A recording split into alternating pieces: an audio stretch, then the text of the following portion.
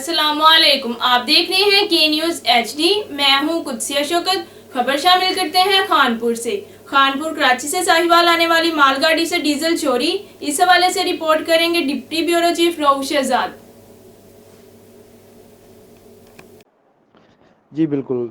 कराची से साहिवाल आने वाली माल ट्रेन जिसमें कोयला लोड था, रात गए 1:40 के करीब सबा स्टेशन से 2 किलोमीटर के फासले पर ड्राइवर मुहर्रम अली और असिस्टेंट ड्राइवर नवीद अली ने ट्रेन रोकी और इंजन नंबर 9047 से 6 डीजल के कैन जिसमें तकरीबन 60 से 70 लीटर डीजल था निकाल कर एक पार्टी जो पहले से वहां पर खड़ी थी। हर दो ड्राइवर इन्हें वो कैन हैंड ओवर कर रहे थे कि पेट्रोलिंग पर मौजूद दो गनमैनों ने ड्राइवर और असिस्टेंट ड्राइवर को रंगे हाथों पकड़ लिया, जबकि डीजल खरीदने वाली पार्टी फरार होने में कामयाब हो गई। गनमैनों ने SHO और रेलवे खानपुर इमदाद डोगर को इतला दी। SHO थाना रेलवे ने अपनी टीम के हमरा मौका पर पहुंचकर ड्राइवर को तेल की कैनों समेत गिरफ्तार कर लिया और रेलवे थाने में बंद करके तफ्तीश शुरू कर दी। जी।